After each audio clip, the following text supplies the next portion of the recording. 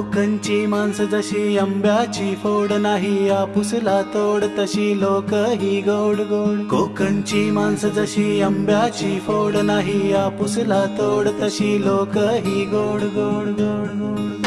गऱ्यासोबत कोकम चाखवा, हो गऱ्यासोबत कोकम चाखवा, भल्या लोकांचा कोकण दाखवा, हो भल्या लोकांचा कोकण दाखवा।